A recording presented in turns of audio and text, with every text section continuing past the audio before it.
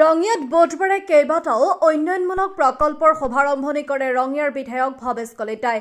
চেপ্টি বেদিয়া পথ সংযোগী মধুকুচি শিঙিমাৰী হৈ কমাৰগাঁৱলৈ যোৱা পথ মুখ্যমন্ত্ৰী উন্নত পকীপথ নিৰ্মাণ আঁচনিৰ অধীনত 10 কোটি টকা ব্যয় সাপেক্ষে নিৰ্মাণ কাৰ্যৰ শুভাৰম্ভণি কৰে।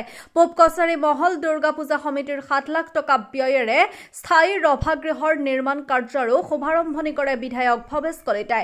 ৰভাগৃহৰ নিৰ্মাণ কাৰ্যৰ শুভাৰম্ভনি কৰি বিধায়ক ভৱেশ কলিতাই নতুনকৈ ৰঙিয়া বিধানসভা সমষ্টিত অন্তৰ্ভুক্ত হোৱা মধুকুচিৰ ৰাইজৰ সৈতে মত বিনিময় কৰে।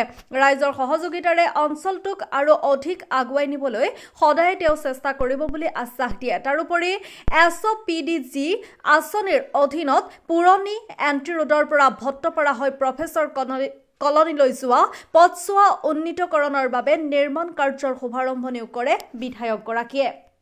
আজি 31 নং ৰঙিয়া বিধানসভা সমষ্টিত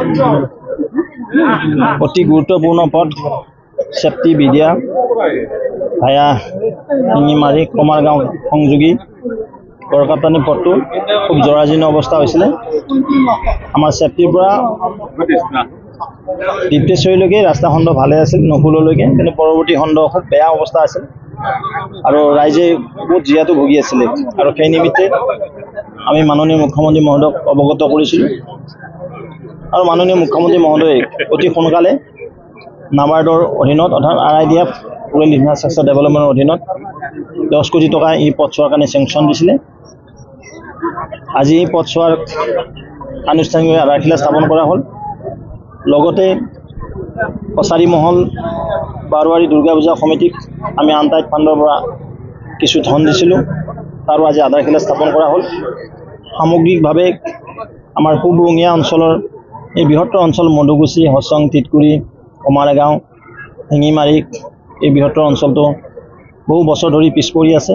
আমি চেষ্টা কৰিছোঁ কিদৰে ৰাজ্যখনৰ অন্য প্ৰান্তৰ লগতে আমাৰ সমষ্টিৰ অন্য প্ৰান্তত যিদৰে উন্নয়ন হৈছে, মধুকুচি অঞ্চলবাসী ৰাইজকো, হচংবাসী ৰাইজক, হৰদত্তবাসী ৰাইজকো একেদৰে যেন আগবঢ়াই লৈ যাব পাৰোঁ, সেই নিমিত্তে এই দুটা অনুষ্ঠান আজি আনুষ্ঠানিক উদ্বোধন কৰা হ'ল। তৃতীয়টো আমাৰ ভট্টপাৰা প্ৰফেচাৰ কলনী হৈ নেশ্যনেল হাইৱে সংযোগী যিটো পথটো সুন্দৰ আছে, কিন্তু তাত বাৰিষা হ'লে চাবমাৰ্চ হয় আৰু সেইটো আমি উন্নতকৰণৰ কাৰণে কিছু মুহূৰ্তৰ পিছত আমাৰ লোক নিৰ্মাণ বিভাগৰ সন্মানীয় বিষয়াসকলৰ উপস্থিতিত আধাৰশিলা স্থাপন কৰিম।